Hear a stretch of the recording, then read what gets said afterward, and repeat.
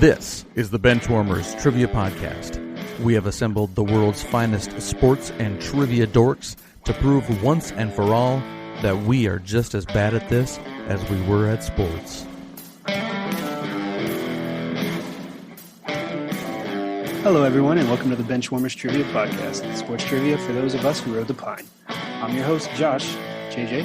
Today's game will be pitting us against newcomer Kyle and Benchwarmer Scott. Kyle, how you doing today? I'm pretty good, man. Happy to be here. I was excited when I heard about this podcast and my chance to come on because I think I'm a pretty well-rounded sports fan, so we'll see how I do here. Good luck, Kyle. Scott, how you doing today, bud? I'm good, man. I'm really excited that you're finally hosting your first game. It's a long time coming. I don't know whether I should be nervous, excited. I'm really with you. I'm probably unsure than anyone else that's hosted so far. So I'm ready for the roller coaster ride. All right, Scott and Kyle, what is your team name today? We are Tell Us When and Where. That's what all the baseball players are saying right now, so we're rolling with it. I'm usually terrible at coming up with team names, so I was really proud of myself when that came to mind. Scott was like pointing at me like, yeah. Scott's going to be your hype man for tonight. All right, Scott and Kyle are going to go up against our Benchwarmer team of Matt and Dan. Dan, how you doing today? I'm doing all right. I'm really starting to feel that void of no sports now. So I've been doing a lot of watching disc golf. That's how far we are right now. I was excited to go out and play today, and it rained all day. So I found an app for my iPad, and I've been playing disc golf on my app on my iPad now. So I need help. Send help, please. And Matt, how are you doing today? Hey JJ, doing good. I've always been a Bayern fan, and so just because, and I once every a few weeks or so, I'll check the Bundesliga records, or just to see where they are, but I don't ever watch a game. But there I was today watching 3 separate Bundesliga games, matches, simply because there's absolutely no baseball, there's nothing else on. It's just pathetic. And I'm sitting there commenting on Facebook threads about it. I'm like, who am I? What is going on here? This is the new normal, Matt. It is. The new normal is that you're watching 3 different Bundesliga games. I know. I can't believe Let that sink in. If you would have told me a year ago, I would have probably, frustrated. Anyway, but then our team name, and I'll be able to skip you before you get to there, JJ, is go ahead, Dan. It was brilliant when you came up with it. Well, it looks like we've got a couple Yankees fans at least. We're going up against a Yankees fan here, so we're going to be team. The Pohlads don't own the Twins. The Yankees do. Oh, that's true. Yeah. Yeah, have fun with that one, JJ. Yeah, Cal, just so you know, even though I'm a Packer fan, I'm also a Twins fan, so I'm a little bit weird, so yeah. I see. No, that's okay. I mean, I work with Trevor Plouffe, so I've sort of become like a Twins. I've had to learn so many random things about that franchise, so eventually I'm going to hate them because Plouffe jokingly hates the Yankees, but we haven't had baseball back yet since I started working with Plouffe, so I haven't had a reason to hate them yet. Now, I was really tuned into the team home run race last year between the Yankees and Twins. So yep, that was fun. Yeah, on Twitter, I would go at it with Twins fans all the time because they'd be like, well, the Yankees are only doing it because they play at this small stadium and stuff. Yeah, they got the short porch. Yeah, but I think they hit more home runs on the road last year than they did at home, believe it or not. So you got to give us Twins fans something, right? Yeah, because we don't get it in the playoffs. So give us something. Let us have the home run lead. We're just the dog. We're the dog at the table asking for scraps. You guys are eating the fine, filet mignon. Give us a break, for the love of the Twins have already been one of the most consistent teams of the 2000s. If it weren't for the Yankees, they might be the best team of the 2000s. So. All right, welcome to the bench, gentlemen. Now on to the rules. We will be starting off with our tailgate round to warm up the teams. This will be followed by 4 quarters of play, each with a different trivia style. Style of quarters 1 through 3 will change from show to show, and I will explain them as we go along. Like any good sporting event, we will have halftime show after the second quarter with entertainment questions pertaining to sports. And in the fourth quarter, our teams will wager from their points accumulated to see who are today's clipboard captains, to be honored like the true bench warmers they are. All right, let's get this game underway. It's time for the tailgate, consisting of 3 warm-up questions worth 10 points apiece. Question 1.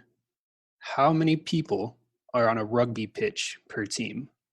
And I'm saying rugby union to clarify. This is really how you decided to start off? Just got to keep throwing some curveballs here. Oh, man. You're throwing Clayton Kershaw curveballs right now. I should know this because I worked in sports information offices at different colleges for the last 4 years before I started with Jomboy. And my most recent stop was Westchester University, and they had an insanely good women's rugby team. But I'm not super confident about my answer. I don't have anything better, so if you want to go ahead and check in with that, it's fine by me. All right, we're good to go. Yeah, we're checking in. Dan, I mean, I thought it was because isn't cricket and soccer, they're all 11, aren't they? No, it's 11 for football. Soccer do they have 15 also? 11. Soccer has 11. Yeah. I think it's more than 11. I really do. I don't know why the number 15 is jumping out at me. It's just it's just one of those gut reactions. I have no idea if it's right. It's what my gut's telling me. Let's go with it if that's what you think. But I mean, we'll see whose gut is right, and we'll go with the hot hand after this, I guess. But if you're all right, I want to check in with 15. Let's do it. Yep. Go ahead. All right, check in with 15. All right, the Polettes don't own the Twins. Checking in with 15. All right, and tell us when and where. What did you guys come up with? You said 11. All right, one team getting points, and that's going to be the Polettes don't own the Twins. Shorten that down to Polettes because that's a mouthful. How about just Yankees own the Twins? It's not a mouthful, and it's true. So, so the correct answer is 15. Rugby union, there is 7s and 11s, but rugby union specifically 15. Some positions here that I pulled up: loose head prop, a hooker, tight head prop, second row blind side flanker, open side flanker, scrum half, fly half, left wing, and so on and so forth. And moving on to question number 2 now. Which is the only country to have played in each and every World Cup? I assume you mean the FIFA World Cup of soccer? That is correct. Okay. Thank you. Kyle, that was my initial guess too. Okay. So let's go with it then. Yeah, we're going to go ahead and check in. Okay, Dan. So the original ones that I thought of, you think it's Brazil. Yeah, I was thinking it was Italy or France. Italy didn't make it last year. Oh, really? Yeah. There was a bunch of teams that are usually really good that did not make the cup last year. Because I know that there was or not last year, but last time. Yeah. It's either Brazil. I'm 85-90% on Brazil. If it's not Brazil, it's going to be Argentina. But then the other thing is that I don't know how they count Germany, because there was a time in there where it was East Germany and West Germany, and I'm not exactly sure how that counts. I think West Germany is the one that counts. Let's just go with Brazil. I'm pretty sure it's Brazil though. We'll check with that, JJ. Yep. All right, so Yanks on the Twins, checking in with Brazil. And tell us when and where. What did you guys check in with? We also said Brazil. All right, and both teams getting points. Correct answer is, of course, Brazil. Good job, guys. Both teams getting points. And finally, question number 3 of the tailgate round. Which NFL team features their logo on only one side of their helmet? We can check in. I know that one, Dan. All right, Yanks on the Twins checking in. Tell us when and where. Talk it out. The Steelers sounds right, man. Right? That jumped into my head. I feel like I remember that I know at some point they did. I don't remember like them like having 2, right?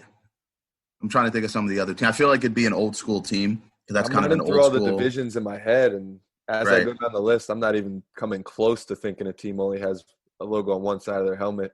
Yeah, and it seems like sort of an old school thing to do, and they're a real old school kind of team.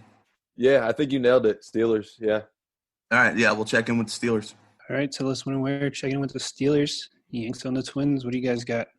Yeah, opposed to their division rival, the Browns, who have no logo on either side of their helmet, the Pittsburgh Steelers only have the 3-diamond Steelers emblem on one side of their helmets.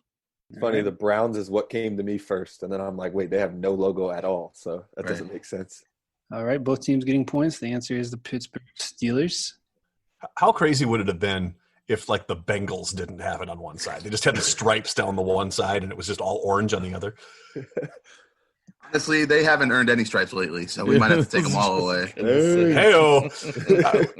Cincinnati is going to stop listening to us altogether if we have any listeners from there. We've already ripped on the Reds, and now the Bengals. Like 95% of it's from you, Dan. I have two good things to say about the Reds. I've been to 14 different ballparks, like 14 different home stadiums, I should say. The Reds was one of my favorite. I thought it's the most underrated one because it's right on that lake or whatever that is out there. I thought that was cool. And I was also really excited about them. They were going to be my NL team this year for sure. But hopefully they could still be my NL team. I felt that way last year. I even went out. I bought a Reds hat and everything. And I was like, oh, they got Tanner Roark and they got Sonny Gray. And I thought they were going to have a real good year. And that didn't happen last year. Yeah. Well, now they added Moustakas. Only other time I've seen the Reds in Cincinnati was actually at Riverfront Stadium. So it was like that cookie cutter stadium. And it was just ugly as anything. But Deion Sanders was the leadoff batter. So it was kind of cool to see him playing baseball. Yeah. It's a cool story to share. Heading in the first quarter, we have a score of the Yankees own the Twins. 30? And tell us when and where closely behind with 20. All right, in today's first quarter, it's going to be pre and post game. No.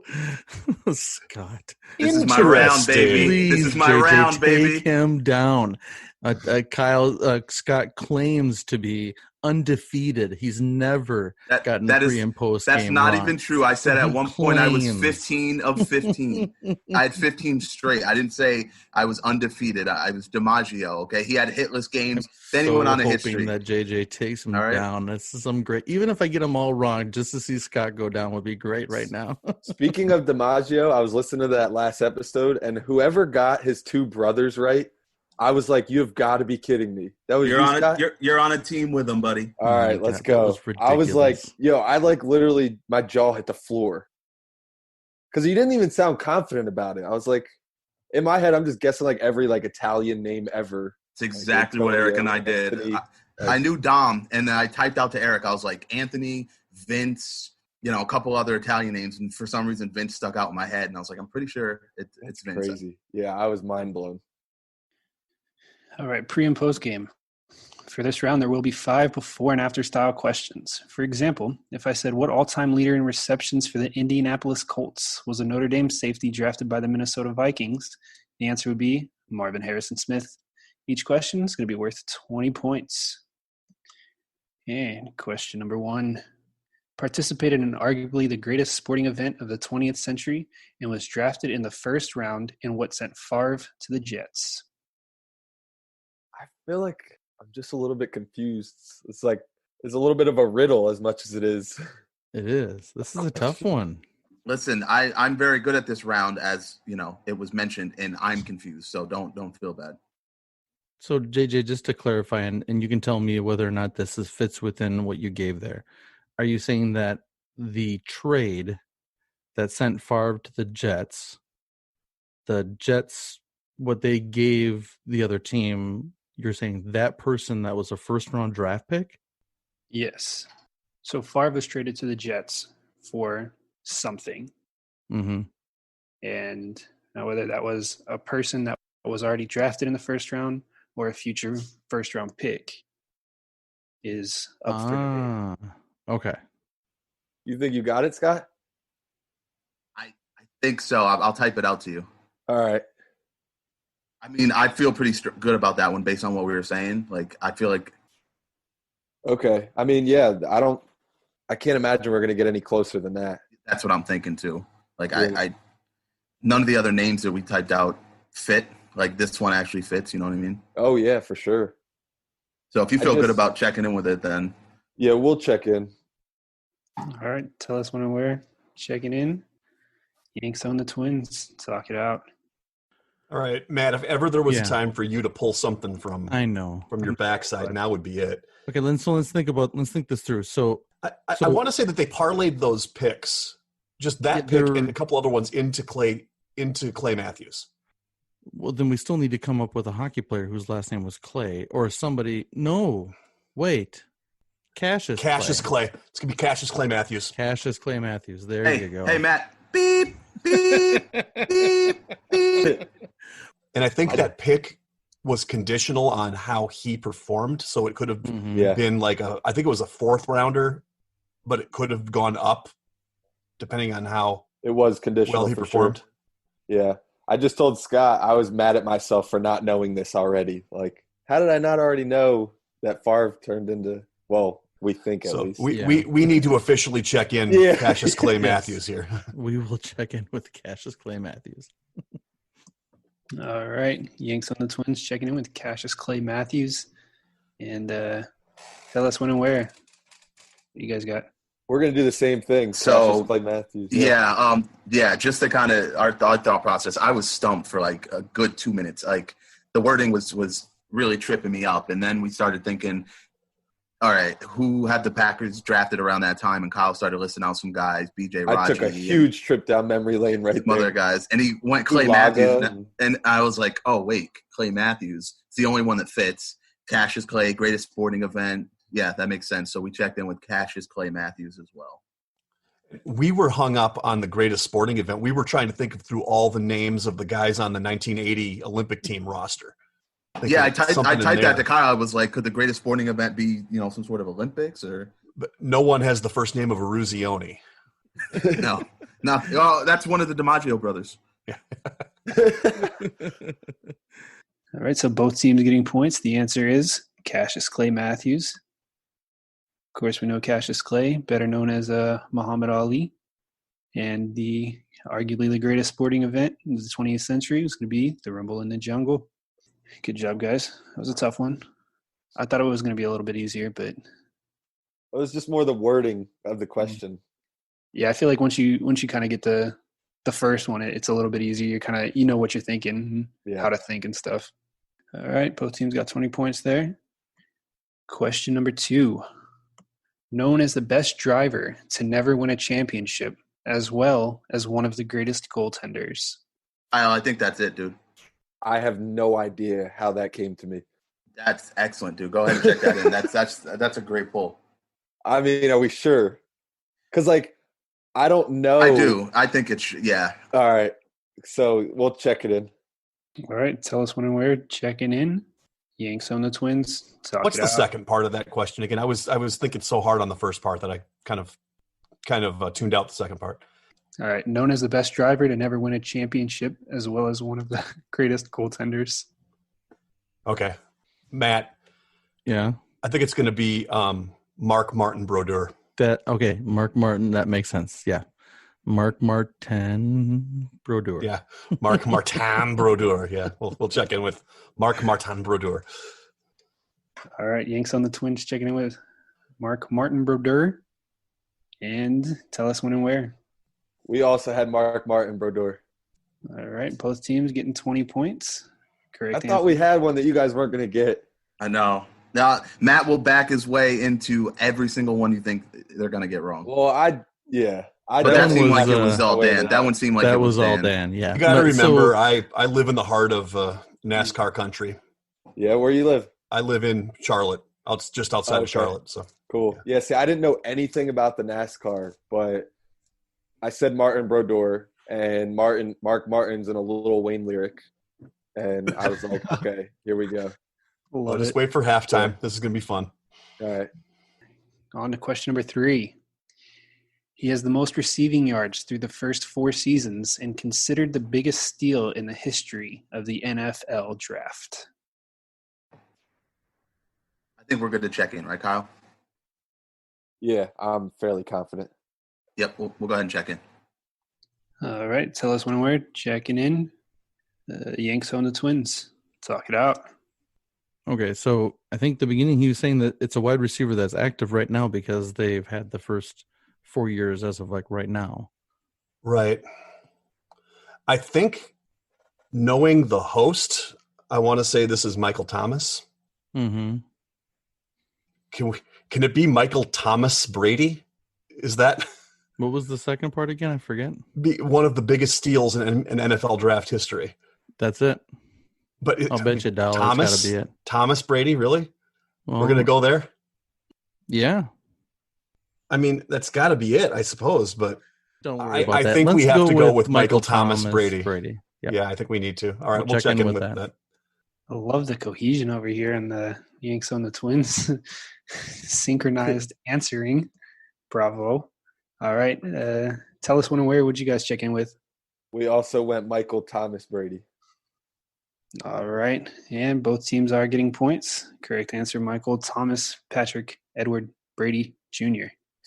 Scott came to me with the Tom Brady thing, but I mean, I guess that's the part everybody was going to get with the draft steal. And for some reason at first, Tamarius Thomas came to me. And then like 2 seconds later, it was like, oh, Michael Thomas. So. Yeah. No, I'm glad. I definitely would have talked you out of Demarius. Yeah. But I mean, I know he was really good with Peyton when he was really young, but he was with Tebow for like he was with Tebow. Yeah. Yep. So there weren't many receiving yards going on there. Yeah, it's not Jarvis Landry Jones. So yeah, we came across that at one point too. I thought he was trolling me because the 2002 NFL draft, I saw the Vikings draft Ontario Smith in the 4th round, and he famously called himself the Sod, the steal of the draft. So I was sitting there going like, is he talking about Ontario Smith?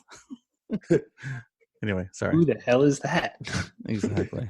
He had a great CFL career. Look up the Wizinator. It's funny. Doesn't sound very. Stop the podcast right now, everyone that's listening. Please don't. Look up the Wizinator and then come back. You'll be enlightened. All right. So both teams getting points there. Question number 4. Part of the 3,000 hit club, as well as the 500 home run club, with a height of 6 foot 10 inches as an Australian center who's played for the Spurs, Pistons, Celtics, most recently, the Suns. JJ, we went ahead and checked in. All right, tell us when and where. Checking in. Have we not checked in first yet? No, we haven't. Because this is my round. These guys know this. Yeah. Matt doesn't usually check in first. Oh, see, I was hoping to put a little extra pressure on you guys to do it one of these times. Matt doesn't check in first because he can't back his way into an answer if he's already checked in. So it's not his style. Matt, I think it took me a second to come up with the center. I think the center's Aaron Baines. I think it's Hank Aaron Baines. That sounds good to me. I was totally lost on I was hooked on Luke Longley, trying to find somebody whose baseball player's last name was Luke. If he can do Thomas Brady, he can do Aaron spelled 2 different ways, I suppose. So, yep. All right, we'll check in with that with Hank Aaron Baines. All right, Yanks on the Twins throwing shade at the host. It won't be the last time. No. All right, and tell us when and where. What'd you guys check in with? Also, Hank Aaron Baines. And my reason, I actually came up with Aaron Baines before Hank Aaron. One of my favorite Twitter follows, there's like an Aaron Baines like parody account, and the dude acts like Aaron Baines is an absolute legend. It's so good. Like, it's a must follow, honestly. It'll be like talking about like the Heat dynasty or whatever you want to call it, and the guy will chime in and just be like, yeah, but LeBron had so much trouble getting by Aaron Baines that year, and like give all the stats about it and stuff. It's a great follow on Twitter. So once you said Suns, I was like, oh, I got this. All right. So only one team getting points because Dan wants to be a jackass. And I don't want to be. I just am. All right. Both teams getting points here. The correct answer is going to be Hank Aaron Baines. Yeah, that Twitter account is definitely – they got like photoshopped pictures of him and stuff. Oh, yeah, and it's like purposely really bad Photoshop. It makes it so much better. Absolutely, yeah. He's like I think that's the reason I came up with that question. Like Hank Aaron wasn't like a thought, but like Aaron Baines is like, Yeah. All right, moving on to question 5 in pre and post game. Second overall pick in the 1987 NHL entry draft by the New Jersey Devils, who then served as the director of player safety for the NHL and is the anchor of Sports Center's Face to Face. Thanks a lot for this 1980s hockey question, Eric. I mean, JJ, sorry. Eric actually gave me this question just to stump you today, Scott. I kid you not. I don't. I believe you. Trust me. I know he would do this. I love it. We are going to check in. Yes, we'll check in. That's awesome. Oh man, we get to talk it out. All right. Finally, okay. That was peer pressure right there. That's the only. Yeah. So I like where your thoughts at with the hockey thing. Should we just say that's a name? Yeah, we can say it, but I mean, like, that's a name that's familiar to me. Again, hockey's a weak spot of mine. Scott Stevens was like the devil for my childhood, but I know he was like a veteran by the time I was old enough to really figure it out. Okay. Face to face with Stephen A. Smith, potentially. Ooh. I remember him having some sort of show like that where he was like, it was kind of like a center stage type show where he would kind of, talk to athletes and stuff like that. I think it was called Face to Face or something. I don't even Face to Face doesn't even ring a bell to me for some reason. Typically, like, it's been Scott Stevens A. Smith doesn't really fall in line with how we've typically been doing it. It would have to be more like Scott Stevens Sam something. Like, it would kind of have to flow like that. Yeah. But so the other Devils like are Patrick Eliash, like. Yeah, I don't think that's a Sports Center anchor. First name Eliash. So no, Scott Stevens sounds right to me. Also, like, especially the part about him taking over like player safety. Yeah, I definitely feel like I remember him being in that position, hearing something about that. I'm just trying to figure out, like, is it Stephen A. Smith? Is it Stephen? Who's the guy that likes hockey on Sports Center? He's one of the more popular ones. He's in a lot of the commercials. If he likes hockey, then he and I don't share that same. But he's one of passion. the hosts of like everything, but he also likes hockey. He's one of like the veteran Sports Center guys with the dark hair. Well, I was trying to think of like other. I mean, I can't think of too many other Steves. Steve Levy, is that Steve Levy, right? Yeah, but I don't think he hosted a show called Face. I can't recall him hosting a show called Face to Face. Yeah, I mean, he certainly could have, but that's crazy though, because that is who I was thinking about. But yeah, it's like the only other Steve that really came to mind. All right, well, I mean, I feel stronger about Stephen A. Smith than I do Steve Levy, just because I feel like Steve Levy was a good like anchor, like a co-anchor, but I don't know if he would have had his own show. He was like Barry Melrose's like hockey like.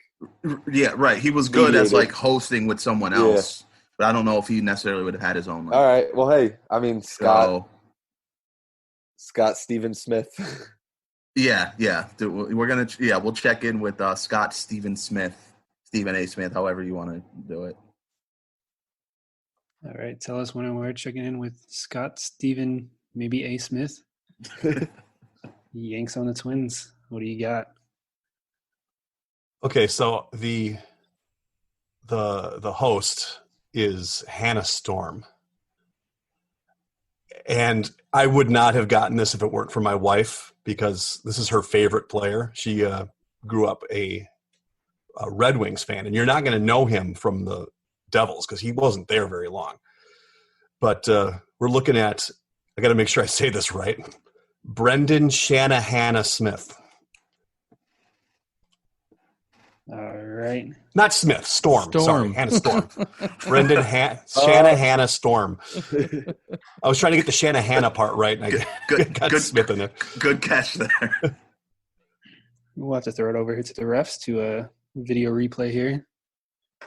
And after further review, it looks like one team is getting points. Yanks on the Twins coming in with the correct answer of Brendan Shanahan Storm. So what's the guy's name?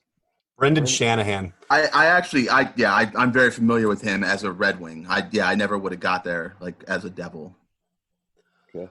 I wrote a question for a game a while ago where the halftime round was having to name a player based on the numbers that they wore for different teams. And I was actually kind of surprised to see that he came in with the Devils. So, yeah, I mean, I know him very well from the Red Wings, and Same here. Like I said, he's my wife's favorite player. So. I used to use him a lot, and when I played the NHL games, when the Red Wings were, during their dynasty, and it was always Shanahan and Rod Brindamore and all those other guys from that squad. So I never would have thought of him as a Devil. Eric, nice job. You got me. So no longer 15 for 15. Unfortunately, like every streak, it must come to an end.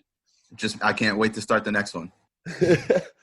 I'm not too sure that I've missed one since the dreaded. I'm not even going to say it. No, I'll say it for you. Spurgeon Webb. Well, your team missed one because I missed one when what was it? Peyton Hillett or Peyton? Yeah. That's right. Was That's right. We did. Davenport. Yeah. No, it was. Yeah, it was Philip Lindsay Davenport, and they There said you go. they said Peyton Lindsay Hillis. Davenport. Lindsay Yeah. Davenport. Yeah. I also didn't realize that Scott Stevens played in the NHL for so long. Good Lord. That was in there forever. He got drafted by the Capitals in 1982 and played with the Devils until 2004. Looks like Kyle's going to be writing show for us pretty soon here. So, I mean, I'd love to help out. You're hired. All right. After the first quarter, we have a score of Yanks on the Twins at 130. Tell us when and where at 100. Today's second quarter will be Dean's List. For this round, there will be 3 top 10 lists where the teams will go back and forth guessing items on the list. If a team guesses incorrectly at any point in the list, the other team can attempt to finish the list out. Each team is allowed 1 mulligan to be used after an incorrect guess. Each item is worth 10 points. All right, here we go. Question number 1. I need you to name me the top NHL teams in terms of most penalty minutes in the 2019-2020 season. Tell us when and where, since you're trailing behind a little bit. Go ahead and start us off. Yeah, I like that last one you just typed, Kyle. I feel like we should start with the first one I mentioned because, okay. Well, I don't want to say it if you don't want to start with it, but I mean, if you feel even an inkling of some sort of confidence, then I'm just going with the strategy that I came into. Yeah. No, go for it, man. Why not? We're going to say Red Wings. They just have to be in the top 10, right? Yeah. All right, so tell us when and where you're checking in with the Detroit Red Wings. Unfortunately, they are not on the list. Oh, my Ranta. I don't want to use a mulligan because I don't either. Because he said it's the last hockey question, so hopefully we'll get some baseball or basketball coming up, and we'll be able to run the table or something. So if they win this list, how many points do they get? It would depend on how many they get. So it's 10 points each. Oh, wow. So now they get to keep going and everyone they get? Yeah. Damn, maybe we should do a mulligan then. I'd rather not, though, just because it's a crapshoot at this point. Like, we don't feel more confident about any team. Yeah. You know what I mean? And I'm just going to hope that JJ's going to throw us a bone with the other Dean's List here. All right, Yanks on the Twins. Talk it out. Okay, well, I think we're going to lock in with those first few that you talked about, right, Dan? So I think let's start with let's start with the Bruins because they're just dirty. All right, Boston Bruins, tied for number 6 on the list with 682 penalty minutes. Then their evergreen rivals. Do we want to go with that next one? Yeah, we'll go with the Rangers. All right, New York Rangers, number 1 on the list, 781. If they're number 1, Dan, then Philadelphia has to be in the top 10. Yeah, let's go with the Philadelphia Flyers. Philadelphia Flyers, number 22 on the list. Whoa! All right, we're not gonna waste a You don't want to waste a mulligan on this We're one? not going to waste a mulligan on this list. I mean, because the other teams that I could think of are the ones that you said on this list here. They're primarily East Coast teams. Yeah, except for probably Vancouver, but I don't want to. Vancouver is notoriously naughty. Yeah, but I can't think and of I any hate them. other. Yeah, exactly. Who doesn't? All right. So Yanks on the Twin tapping out. No mulligan usage. All right. We'll complete the list. Number 2, Anaheim Ducks at 725. Tampa Bay Lightning 723, as well as the San Jose Sharks. Capitals at 699. Boston Bruins, Ottawa, tied with Boston for 682. New Jersey Devils, 666, which is absolutely hilarious because Devils, the number, I could not get enough of that. And then to round out the top 10, the Canucks, 643, and the Predators at 618. Question number 2. I need the top 10 Major League Manager ejections per baseballreference.com. You might be seeing a little theme here. Is this all time? All time, yes. All right, and Yanks on the Twins. We'll start with you this time. I think we should start with, let's start with that one. And we're going to go with Bobby Cox. All right, Yanks on the Twin, checking in with Bobby Cox. Big old Bobby, number 1 on the list, 158. Yeah, let's go with that one first. All right. We're going to go with Ron Gardenhire. And that's why I wanted us to say that one, just for Dan's reaction alone. All right, Ron Gardenhire comes in at number 7. 7, okay. Yep. So that was Plouf's manager. So, I've had to do so much research on that guy. He would get himself thrown out of games just to spark the team. I mean, I know that's what a lot of them do, but he was the master. Yeah, that's what Plouffe said. Plouffe always talks about that. He says he would just do it for no reason. All right, and Ron Gardenhire, 83 ejections. And we'll go kick it back over to Yanks on the Twins. What do you guys got? Which one do you want to go with next? I think that last one I typed. That's okay. We'll go with Earl Weaver. Earl Weaver checking in at 94 for number 4. All time on the list. And we'll kick it back over to tell us when and where. There was one that you typed here. Here, I'll type it again, that I feel pretty strongly about. You would think, right? Yeah, I feel like I kind of remember him getting ejected a lot for multiple teams. And I just picture him being old and around. Yeah, we want to go with that one? Yes. Our reasoning for it seems so common sense, right? I don't know for sure. You say it. We're going to go with Jim Leland. Jim Leland, number 10, 72. It's 2 very recent Tigers managers there. As a Tiger fan, I can I don't know how long did it take before they made him stop smoking in the dugout?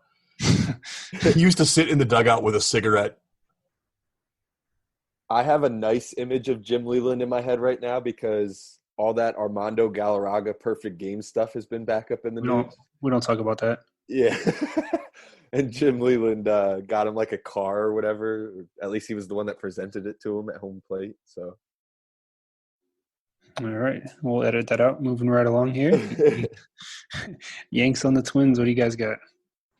I think of the Italian boys that you mentioned earlier. I like that first one. Yeah, the first one. Yeah, let's go Tony La Russa.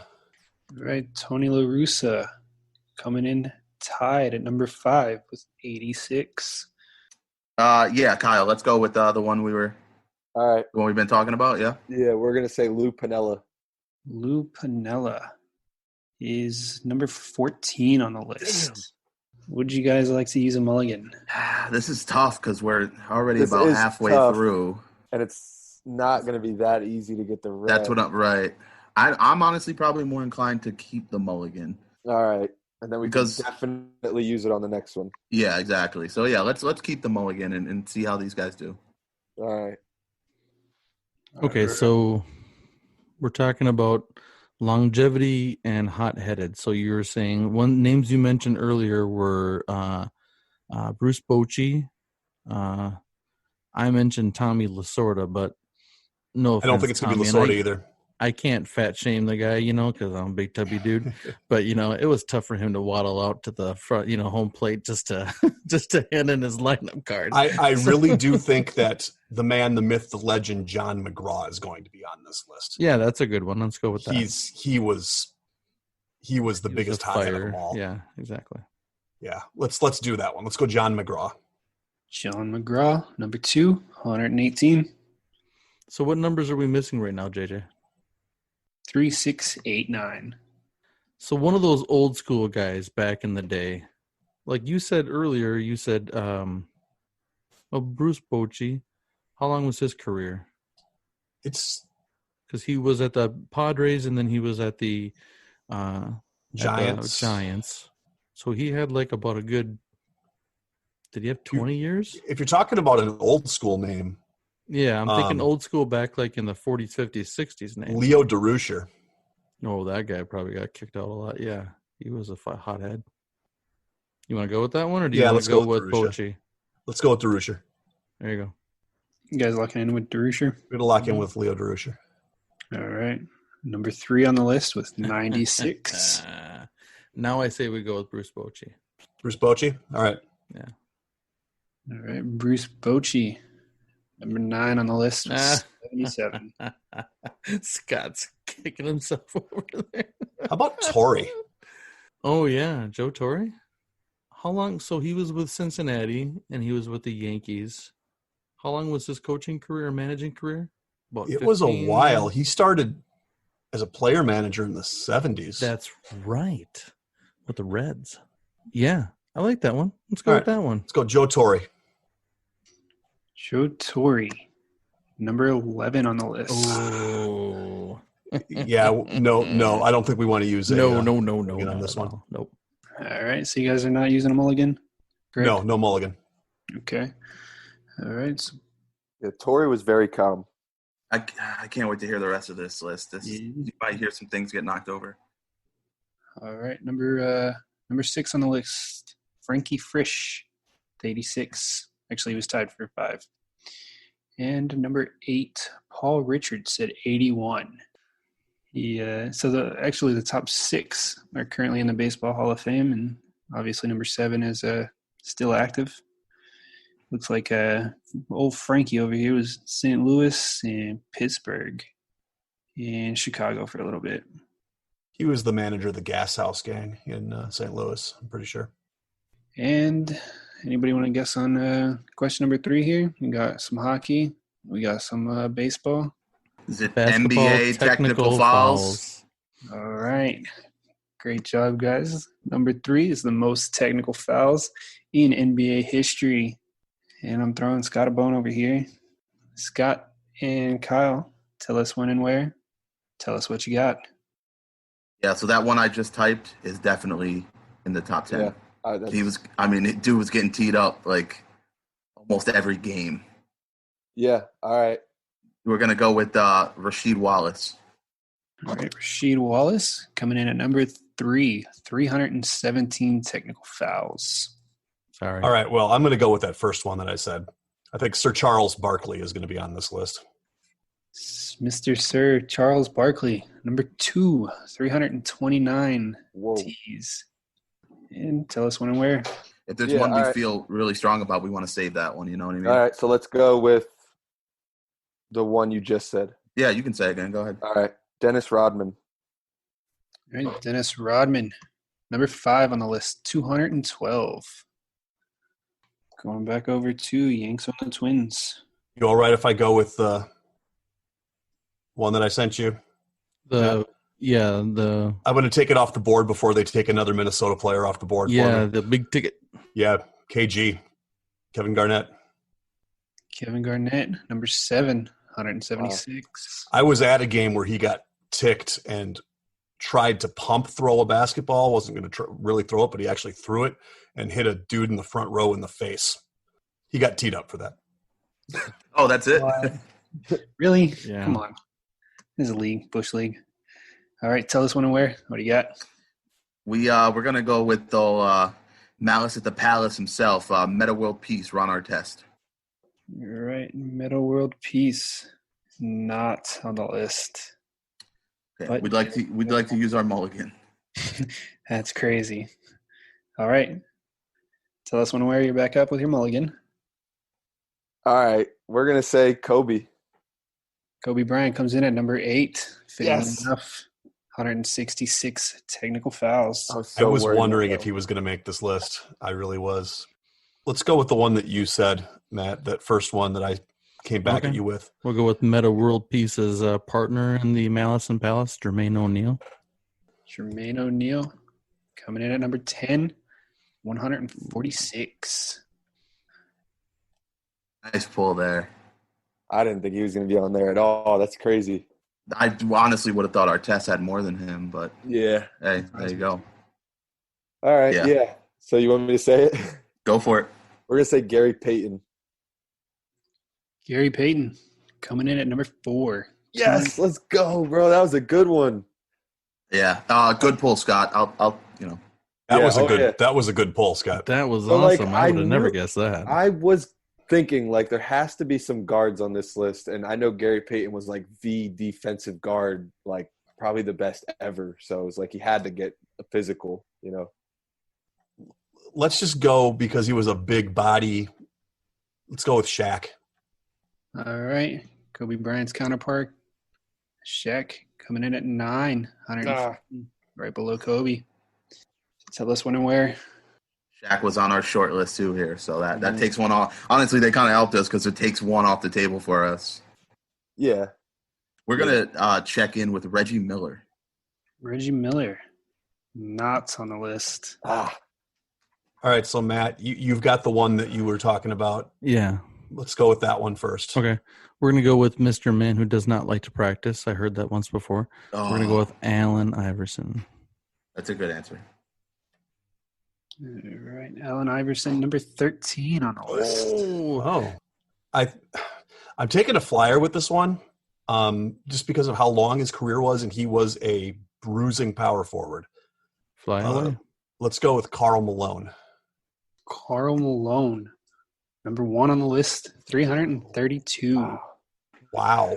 That's nice. Okay, so then I think it's either Dirk or Pippen that's on that list. And Dirk played what, 21 played a long years, time. 20-some years? Let's go with Dirk, just because right. he was, for a long period of time, he was the only quality player on that team. So yeah, let's go Dirk Nowitzki. Dirk Nowitzki rounds out the list at number 6, 193. You guys are good, man. Good I one, thought Dan. about Dirk, but I'm like, I don't remember him getting one technical ever. So heading into halftime, we have Yanks on the Twins leading 260 points compared to Tell Us When and Where with 160 points. Still anybody's ball game here, though. All right, it's now time for the halftime show. There will be 5 entertainment questions pertaining to sports, with each question worth 20 points. Question number 1. What are the names of Ricky Bobby's boys in Talladega Nights? Be careful, though. They might roundhouse kick you in the face while being jacked up on Mountain Dew. Crap. I just watched. Yep, exactly. Yes. We'll check in. 100%. Yep, we're checked in.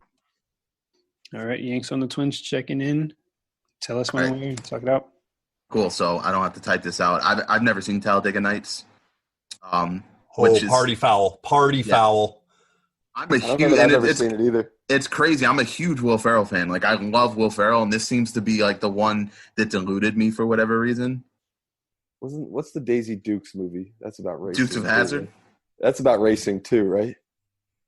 Sure. I don't even know. Whatever. We concede. Like, you guys go ahead, get your points. Yeah, we're Educate us. gonna check in with. We haven't seen this one. All right, tell us when and where. Checking in with Nada. Yanks over the Twins. What do you got? Well, the oldest kid is Walker, and the youngest kid is Texas Ranger. Yanks over the Twins getting 20 points there. The answer is Walker and Texas Ranger.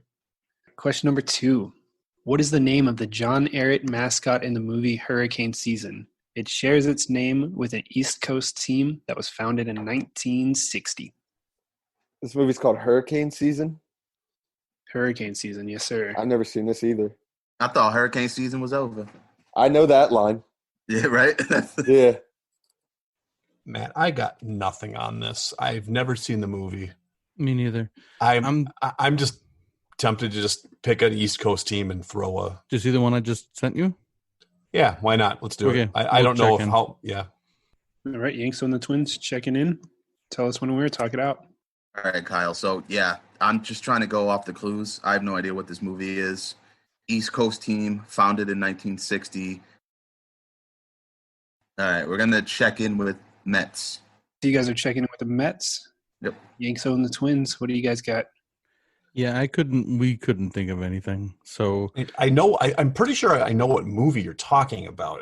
I think it's about like a high school team in New Orleans after Hurricane Katrina, but I have no idea what the team was named. So we just went with, what did you say, Matt? You said the only thing I could think of is what that was about the time that the AFL was coming up, and I thought maybe it was the Patriots. So Patriots. All right, Yanks on the Twins checking in with the Patriots. Correct answer, Patriots. Oh my gosh, man. What a lucky guess. What a pull there. Wow. I wouldn't even call that a pull. Pulling out of 100% guess. Hurricane season is one of the greatest movies. Very underrated for sure, but I'm not gonna spiel it. But it was about a public high school in New Orleans. It was about 10 miles from where I grew up. True story and everything. So it was a great movie. Definitely captures the essence of Katrina during the time and stuff. Forrest Whitaker is the coach. So great movie. All right. Nice job, Matt. Good pull out of the hiney there. And we'll move on to question number 3. Name the movie from the storyline. 2 losers from Milwaukee, Coop and Reamer, invent a new game. When the game becomes a huge success, they, along with a billionaire's help, form a professional league, the PBL, where everyone gets the same pay and no team can change cities. Coop and Reamer's team, the Milwaukee Bears, is the only team standing in the way of major rule changes that the owner of the Dallas Felons wants to institute. Name the movie. Matt, we can check that in. Yeah, I knew it right away. All right, Yanks on the Twins. This is not my strong suit, man. This is basketball, right, Kyle? Yeah. PBL. We're going to check in with basketball.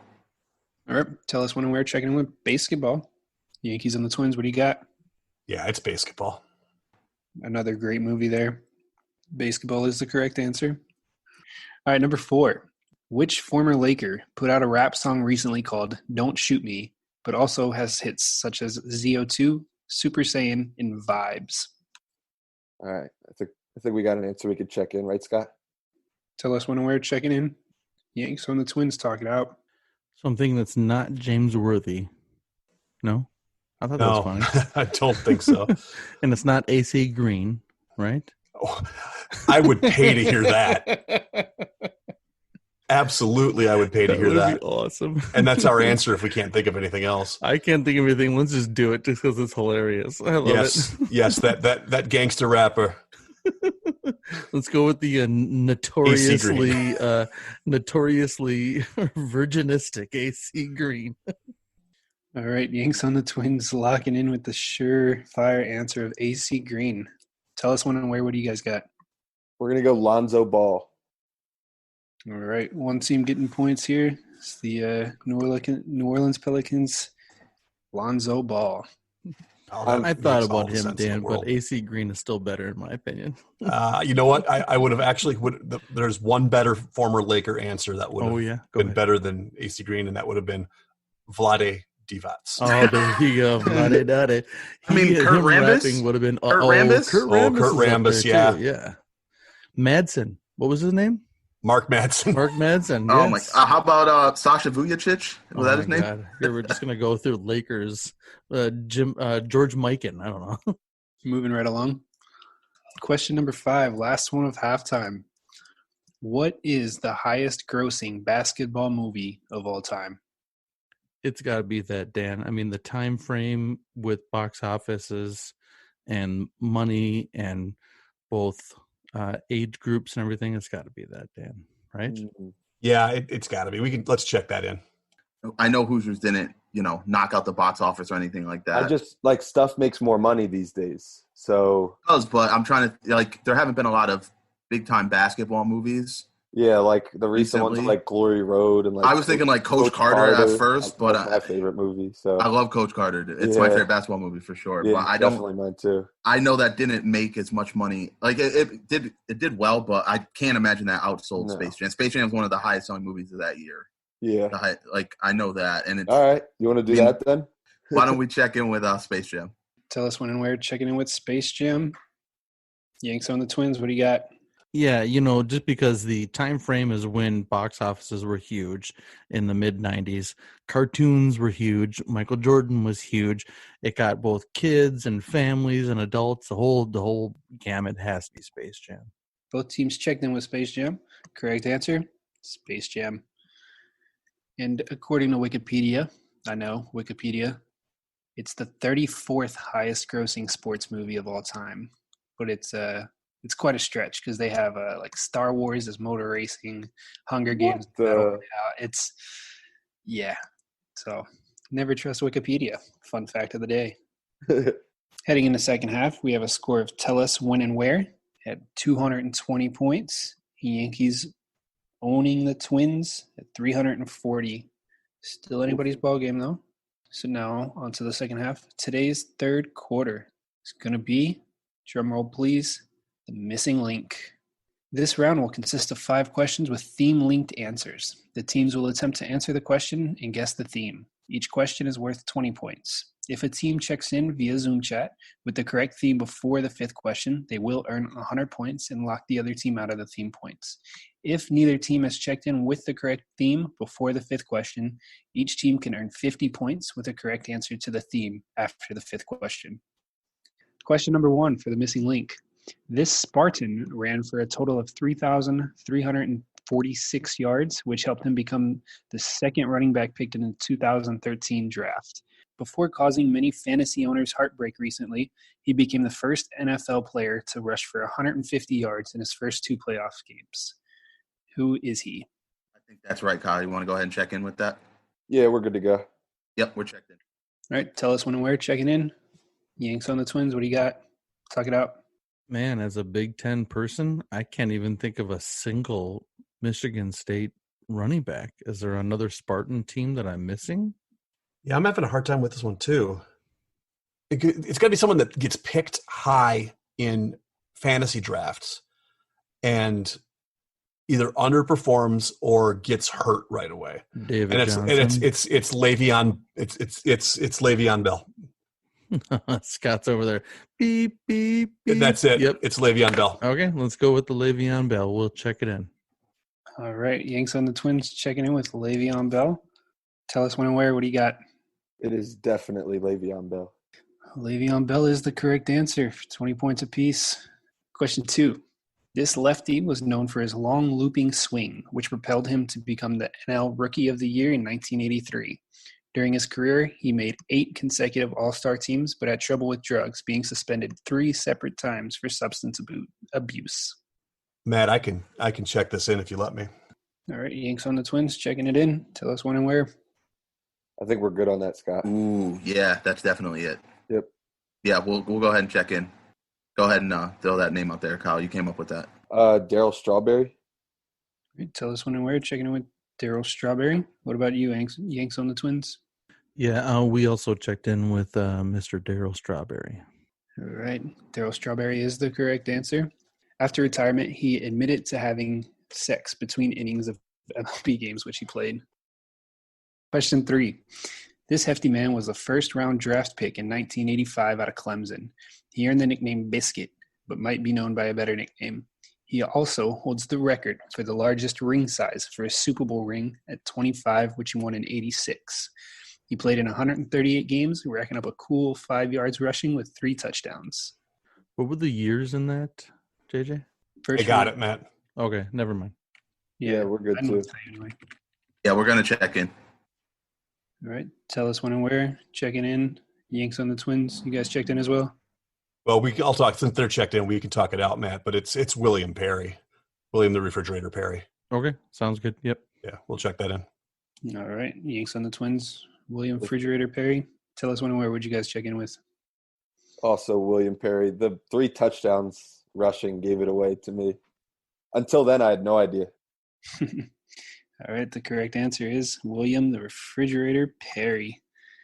Nickname Biscuit is in he was 1 biscuit shy of 350 pounds. And from his ring size of 25 is way bigger than the average males of 10 to 12. Moving on to question 4 here. Who is considered by many to be the best pound-for-pound fighter of all time with a record of 66-9 with 47 KOs? He began his career going 16-0 with 16 knockouts while fighting in 5 different weight classes. He was the fighter of the decade for the 90s. Yep. Let's check in with that there, Dan. I will check in. All right, Yanks on the Twins checking in. Tell us when and where. Talk it out. So, I mean, the obvious guess is Mike Tyson. Right. Yeah, no, it's definitely – I don't know if I remember him doing like 5 different weight classes. You? Oh, I kind of missed that part of the question, I guess. Oh, you know who else it could be, actually? And I just thought of this because he was actually really, really small. So he may have moved as Oscar De La Hoya. In the 90s, though? Yeah, I mean, I know he started in the 90s. Really? I don't like he didn't. So I don't Oscar think De La I don't know Hoya if, became a thing to me when he fought Floyd in like 2006. yeah, or I don't know if 7. he. I don't know if. I mean, he was like really good before then, like early 2000s, but I don't think he would have eclipsed the whole 90s. Like I think he started in like the mid to late 90s, but he wouldn't have got. Yeah, that's true. He definitely wouldn't have got fighter of the I'm decade, most confident on Tyson, but you threw me off with a good idea that he didn't really fluctuate weight classes. I mean, maybe he did for all I know. I mean, I don't. Yeah. It's probably, I mean, better to go with the one we're more confident with rather than. Yeah. You want to lock in Mike Tyson? I want to check in Mike Tyson. Check in. All right. Tell us when and where checking in with Mike Tyson. How about you over there, Yankees on the Twins? We originally, and are going to have to stay with it because we checked in with it, we said Oscar De La Hoya. I think, though, that it might be, as soon as they started talking about middleweight boxers, I think it might be Roy Jones Jr. I was thinking him too, but I thought that was too early for the whole decade. I'm pretty sure he boxed in the 1988 Olympics. Okay. In South Korea. I think, if I'm not mistaken, he's the one who was cheated out of his medal by the judge. Yeah, that was him. Yeah, I just didn't remember that being in 88, but yeah, no, I remember that happening to him. Yeah, but we said Oscar De La Hoya. All right. Checking in with Oscar De La Hoya. The correct answer is Roy Jones Jr. I think that's the first one that all of us got wrong, or both teams got wrong. Correct, yeah. He competed in boxing from 89 to 2018. So he fought middleweight, super middleweight, light heavyweight, heavyweight, and cruiserweight. So, yeah, floated around there a little bit. But he didn't sting like the bee, I guess. So, question number 5. Here we go. Who led the Bulldogs to the SEC title in 2000 as a junior? He turned professional in 2002, but got his first PGA Tour win in 2010 at the Travelers Championship. His first major came in 2012 at the Masters, and last came at the 2014 Masters. I say we check that in, Matt. We're checked in. All right, Yankees on the Twins checking in. Tell us when and where. Talk it out. If you feel confident about like any sort of confidence, then I'm inclined to go with you because I've got nothing here.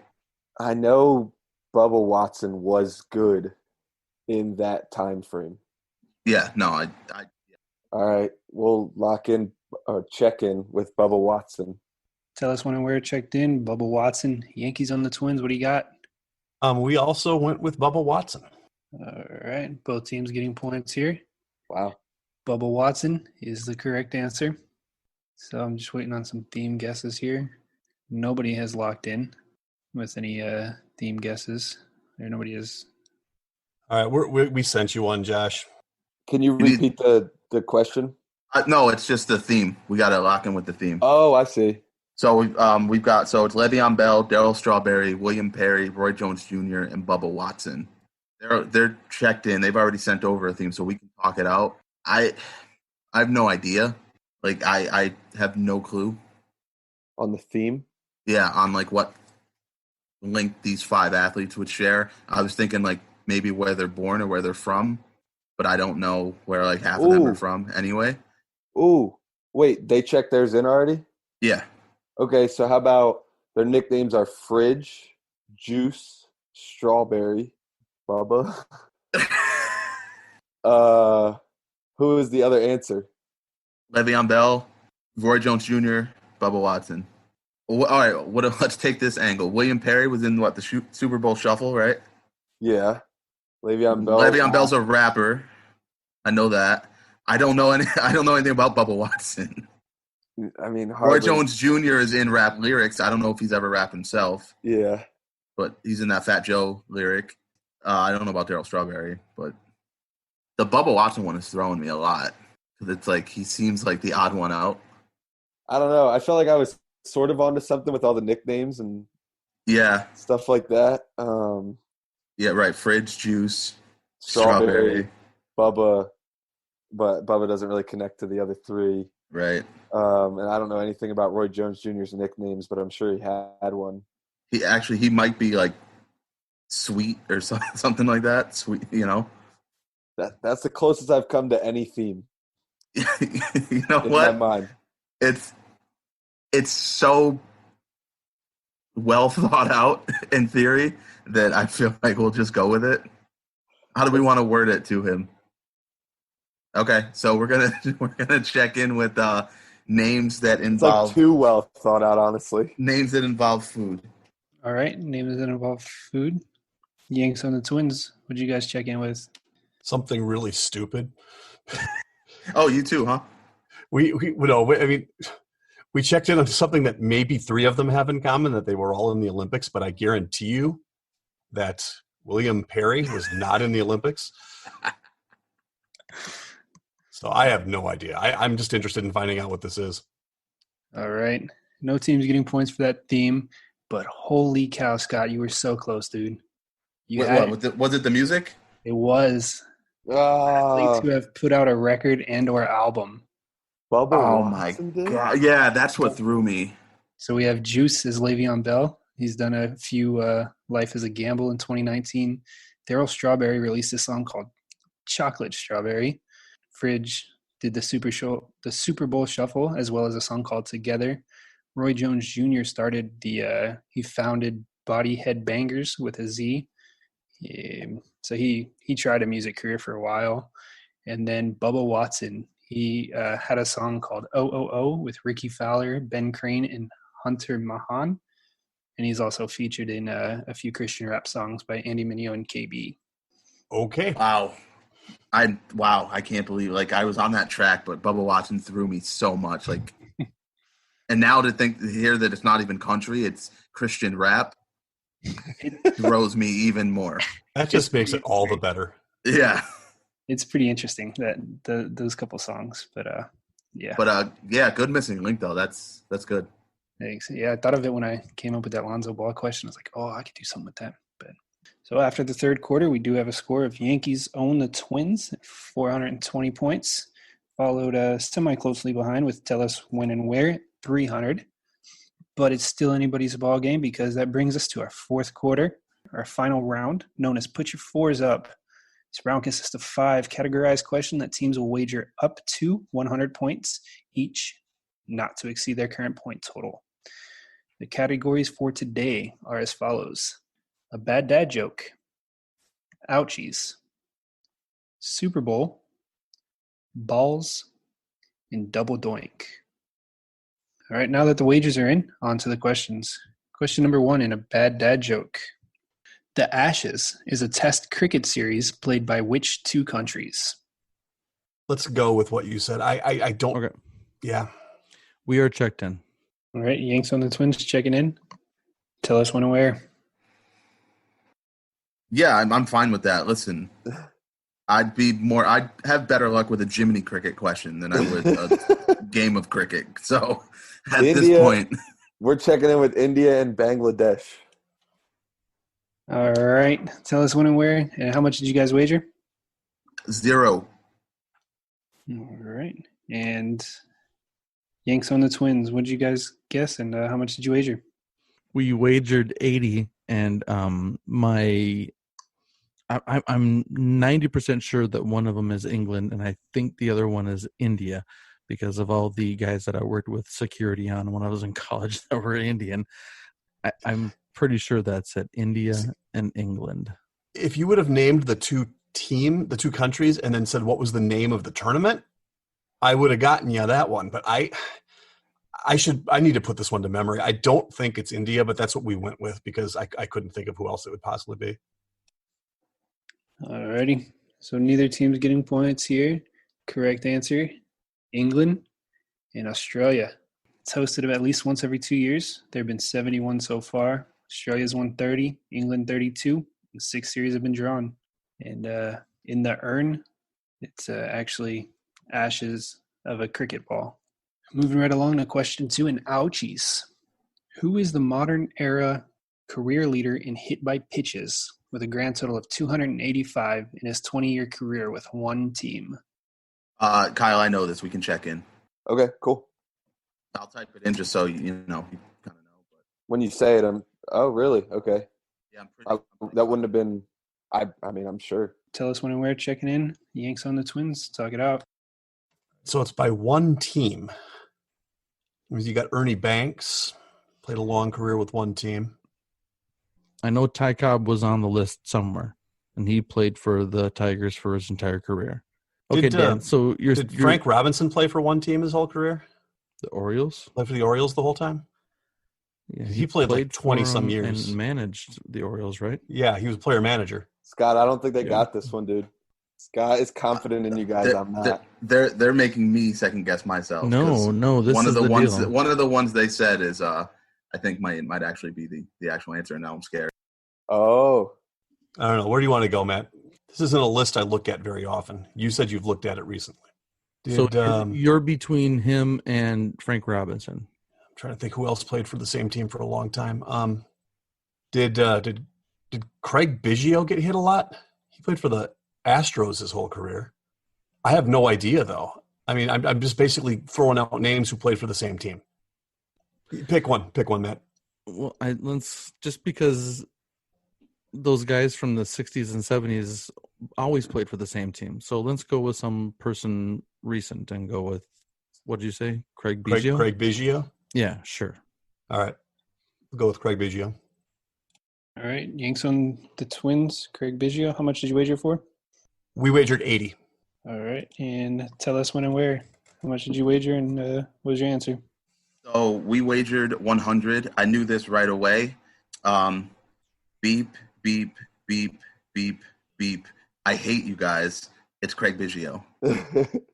And the correct answer, Craig Biggio. but since we wagered 100, that's better for us, right? We got a little extra. Well, Yes. yeah, but we got 20 on them instead of, we would have gotten 100. They would have lost 80. You got 80 on us last time too, though. So this is getting pretty close. Yeah, right now the score is 420 to 400. But we would have had this game if these guys didn't pull. I'm like Ernie Banks. Just say Ernie Banks. It's Ernie Banks. I'm over here typing to Kyle. I'm typing to Kyle. I'm like, here it comes. Yeah, so you know these guys better than I do. So I'm like, this is what they do. They weren't even close. And I was looking over at you and I said Craig Biggio to see if you made a at face. Me? Yeah. Oh, I poker faced it the whole time. Don Baylor's number 4 on the list. Great pull. He's the second modern era. The closest active player is 23 with he's number 23, Shin Soo Chu, 150. All right, question number 3 in Super Bowl. What is it called when you alternate between strikes and spares in bowling, and what will your score be? I mean, Scott, should we just go ahead and check in because? Yeah. I mean, should we? Let's call it this because here. Cool. You know what I mean? All right. We're checked in. All right. Tell us when and where. Checking in. Yanks own the Twins. Talk it out. Yeah, I know the score, Dan. That one. That's all I got for you. I don't know the name of it. I mean, if the name of it's just the name of the score of 200. I I bet it's something with the 200 in it, but there's more to it than that. But Like a striped 200 or something or like something that? like that. Yeah. I mean, I don't know what, but I bet it has something to do with that. 200 is the score, and we're going to call it a striped 200. Sounds good. Check in with that. All right, Yanks on the Twins, checking in with the Stripe 200. How much did you wager? We went 80. All right, and tell us when and where. What did you guys wager, and what did you guys say? We wagered 0, and our answer was perfect game. So nobody's getting points here. The correct answer is a Dutch 200, as in when you do a little Dutch date. Take two individuals, you share the cost of the date there, and it is going to be 200. Each frame, Matt, regardless, is going to be 20 points. Strike, spare strike is going to be 20 points regardless, as long as you close a frame with a mark. Question number 4. In the category of balls, how many double stitches are on a baseball? This number also resonates with a certain ball club that has 15 Hall of Famers. All right, we'll check it in. All right, Yanks on the Twins checking in. Tell us when and where to talk it out. Yeah, Kyle. So the only shot that I have at this is going off of the number that's significant or resonates with a franchise with 15 Hall of Famers, because I don't know the number off the top of my head. No. And it's just one of those things like Dan said, you either know it, if he knows it right away, you either know it or what's the you're not number that gonna get to it. resonates with the franchise? Well, I'm trying to think if there's a specific year maybe that resonates with a specific franchise, let's say the Black Sox 1919, for example, right? How about how many years were the Red Sox right, 86 without a World Series? 86 years, right? I was thinking something like that, like a number, that type of number that would be significant to a specific franchise. No, I mean 86. Sure, man. It doesn't really matter either way, right? Yeah, we're gonna check in with 86, and we wagered 0. All right, checking in with 86, wagered 0. And I love the strategy, Scott, on that. Yankees on the Twins. What do you guys got? Well, the number is 108, and I think Matt just came up with what the significance is. That'd be the number of years the Cubs had to wait for a World Series. So I was on the right path with the clue thing. Yeah. How much did you guys wager? We wagered. What question was this? I'm sorry. 4. We wagered 90. All righty, and the correct answer is 108. Got it correct. Matt with the Cubs reference there. Good job, Matt. So it's going to come down to this question. We're up 430 to 400 right now. All right, let's see who double doinks this down. All right, question number 5 in the category of double doink. What is the total height of a standard field goal post in the NFL? That's it? That's the end of the question? Yep. And I'm talking from the ground to the very top. The very top of the Yeah. the very top. Not just the Yeah. Okay. I was going to say that seems pretty easy because guys dunk on the bottom part all the time. Yeah, that's why I wanted to clarify. And I don't know. I was actually going to ask you to specify, but Yeah, for sure. I can say this out loud, Dan, without giving anything up. But I specifically remember the game that happened that caused them to raise it higher than it was back in the day. It was the it was a playoff game in 1964 between the Packers and the Colts. And the Packers kicked a quote unquote field goal that went over the crossbar, but it was way over, but they called it. And then after that season, they raised it up to, I think, what the current level is. I'm fine with that. Dan, let's go ahead and check in with that. All right, Yanks on the Twins, checking it in. Tell us when and where to talk it out one last time for us. Man, what a question for the game to come down. It's almost like I thought it would be close and then left it up to a field goal to decide or something. We wouldn't be in this predicament if they just didn't bag into Craig Biggio. I'm so upset. You don't like that number, Scott? No, I do. It's just I almost feel like it's too round of a number. It's just too easy. I feel you know what I mean? 40 sounds good. All right, yeah. I mean, it's definitely going to be 41. Yeah, we want to just check in with 40 though, and just we'll take. Sure. I mean, this it's game. cool that it came down to this. This game forever in my life and the remainder of however long we do this podcast is the Craig Biggio game. So we're gonna go ahead and check in with 40. Yeah, you guys should name each episode like the question or the answer that like defined it. Yeah, we're gonna sorry, JJ. We're gonna check in with 40, and we wagered 100 points. Ready? Tell us when and where. 100 points was 40. Well, I'm going to tell you right now that we wagered 90. And we tried to do a ballpark figure here and figured that the uprights were about 3 times higher than the crossbar itself and went 40 feet. So it doesn't matter. See? Alrighty. And fortunately, nobody's getting points for this. Correct answer is 30. It's going to be 10 feet to the crossbar, 20 feet high after that. And yeah, guess that makes sense. Yeah, it's a round number, so I figured nobody's going to guess like 22 or Wait, so it's only 20 feet up from the crossbar? Mm-hmm. Yeah, it seems larger. Wow. It seems higher, doesn't it? I thought they like drastically are. I thought they're way up there. If you think about 2 basketball courts stacked on top of one another, it's pretty high. But I was telling Dan, I was sitting there saying, because when he said 40 feet, I said, no, it's like 70 feet up there. Oh my goodness. Man, I was wrong. We didn't go higher than 45. Yeah. yeah, it's 30. So and my dad's a huge Packer fan, and he, as soon as I told this question, he was like, well, the reason they changed it, blah, blah, blah, blah, blah. And I was like, oh, yeah. So I'm not the only one that knows that story. Yeah. He's a diehard Packer fan. But the game has come to an end, and here are the final scores. Tell us when and where. Finishes with 300 points, and our clipboard captains of the game, who are receiving the coveted Josh Johnson Award with 340 points, is Yanks on the Twins. Yay! Josh Johnson Award. Thanks, buddy. That's perfect. Had to. Anything you want to say before you head out, Kyle? No, that was really fun. When I got this job with Jomboy and those guys, I knew it would lead to some really cool things, but I wasn't expecting it to be stuff like this. Yeah, absolutely. Can you tell us a little bit more about Jomboy Media? Yeah, please do. And the listeners? So, long story short, I'll try to keep it as short as possible.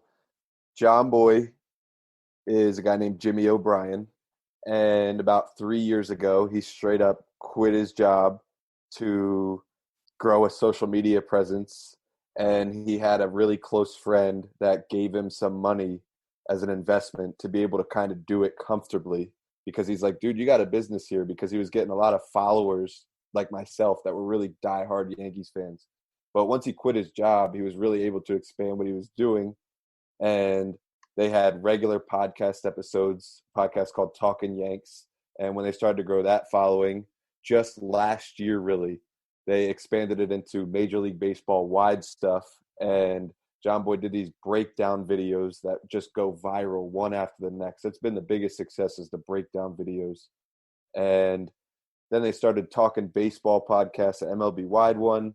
And from there, the Astros cheating thing happened, and Jomboy was the guy who exposed them in one of his breakdown videos, like the video where you could hear the trash can in the background. Jomboy was the one who brought that to life. So that's when he started getting a lot of haters, which really helps. All of Houston hates him. He got Trevor Plouffe to join Talking Baseball. He got a ton of people to invest in the company. And at that point, he was able to hire people like myself to work for him and do a lot of content editing and run the social media. So I pretty much just take anything Jomboy puts out, and I come up with the most creative ways to promote it to get more listeners to the podcast and stuff like that.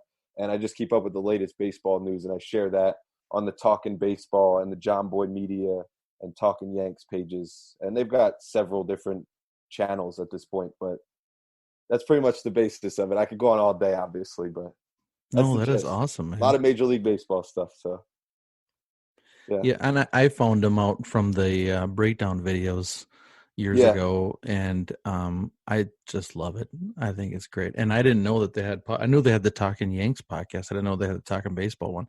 It's I just really good. subscribed to it, so I'm going to check that out. Thanks. They've Bud. been getting some good guests. I mean, they've gotten somebody new, and they've gotten people from all different parts of baseball, stuff like that. I mean, there was a lady that they had on recently. Now they've gotten a ton of players. Like, Oh yeah, I heard about this yeah, so they got a lady on recently. from Her the name Twins. is Vanika Streeter. She was absolutely awesome. One of the best listens, like better than a lot of the players. And she's the manager of authentics and retail Yes, sales I for the heard about Twins. that. Her job involves, one thing is retrieving like home run balls from the crowd and selling them, so like the Twins can make money off of it. That's just one thing that her job entails, and the stories she tells and stuff were just like crazy how much goes into Major League Baseball. The one thing that surprised me the most, I didn't hear that yet, but I heard stories about it, was that there's a person whose like life is surrounded around gathering as much content as they can get from Kurt Suzuki. So like his pants that he wore, his cleats that he wore. I mean, and this gal talked about it evidently. So I really want to go back and Okay, listen to that one. Yeah. So yeah, I've listened to like large chunks of the episode. That must have been one part I didn't catch. But yeah, so my job is essentially to listen to the episodes, or one of my main jobs is to listen to the episodes and then edit the clip of just them talking, to like with highlights and music and sound effects and like facts that pop up on the screen and stuff like that. And I package that and put it on the Jomboy Media YouTube channel, which has close to 600,000 subscribers. And that's what brings more viewers to the full episode. So yeah, but they've got, I mean, like Jack Flaherty is like a regular on the show, and they've had Walker Bueller. I mean, tons of guys. Cole Tucker was an amazing guest that was on recently. Delman Young is one of Trevor Plouffe's best friends growing up, so he was on the show recently. Mm-hmm. And I know Yeah, that Trevor does a YouTube channel where he breaks down with other players. Like he had one, Kristen Yelich was on a couple of weeks ago. Mm-hmm. So that's one of my biggest tasks, actually, is editing sequence. That's what the show's called. Those videos are so great. I just love them. Mm-hmm. It's baseball porn for sure. It's like the stuff these guys talk about. It's like you have no idea how much they're thinking about until they tell you. Pretty cool. Well, as the dude who reached out to you guys and got you to come on, I really want to say a huge thank you, Kyle. This is really cool. That's Bill Bruning, man. He works his ass off for us. So we're just a bunch of schlubs trying to start a podcast and having some fun and just being bunch of doofuses here. So the fact that we could even get you guys who are professional at this and really good, I think I'm really keep in touch, guys. I love to help people and connect people and stuff like that. All right, Scott, anything you'd like to say before we call it a night? Craig Biggio, man. Craig Biggio. No, seriously, great game, JJ. Well written, really well-rounded as far as categories, a little bit of everything in there for sure. So it was fun. Matt, I don't like the fact that you're starting to win games now. I liked you a lot better when you were the guy that never won any of these. Now I don't know what to make of it. And Dan, you're obviously always worthy competition. Just a little disappointed with the lack of singing tonight, if I'm being honest. That's valid concern. Yeah, I didn't throw too many music questions in there. That's my bad, Dan. Had I known you were coming on a little bit earlier, I would have, if I read the Facebook message, I would have been able to tell you that. But no excuses, man. No excuses. I got you next time. I'll do an all music round, Dean's List or something crazy. I don't know. But okay, I did have some music in there, but they were just kind of hidden with the missing link and stuff. But it's okay. Dan, anything you want to say tonight? Craig Biggio, man. Oh, no. No, I just want to say thank you so much to Kyle for coming on. This was a blast tonight, and we love sharing the show with people that enjoy it, and it sounds like you really enjoyed it tonight. So again, I know we've said it before. Anytime you want to come on, just let us know, and we will be happy to have you back on. Yeah, you guys let me know, because I mean, this is like an activity. This is way more fun than it ever will be work to me. So I'm always down. And I do want to give a shout out to JJ for those questions. They were really good. It's really hard to be a trivia host and not ever ask a question that I would consider to be unfair, like completely impossible. And there were none of those. So solid stuff. And I think next time, I'll say when I come on, because I want to do it again, I'll know the rules more. So like I'll know the strategy and stuff like that. And then I'll be able to take my mind off of that stuff and just focus on the questions. So there's an excuse for you. Thanks, Hal. I appreciate that. Yeah, got you. And I just want to say, JJ, thanks for writing a great show. Except for the best questions were written by Eric. So just the best question. He wrote one effing question. I knew that was going to tick you off. All right, Mr. Double Dutch over there. I'm gonna. Oh my God. Ooh. Hey, that was for me though, JJ. That's a shot at me, that question, not you. Like, you wrote a great game. Eric just had to stump me in pre and post game. So I had another one, and he was like, "No, take that one." Would I have gotten it? Would I have gotten it? Oh, absolutely. I could even. I can Let's tell you. talk about that later. Let's wrap it up. Okay, yeah. Put it in the chat, man. Yeah, do the outro, and then you can talk about it. Yeah. Thank you guys for listening to the Benchwarmers Trivia Podcast, and until next time, we'll keep the bench warm.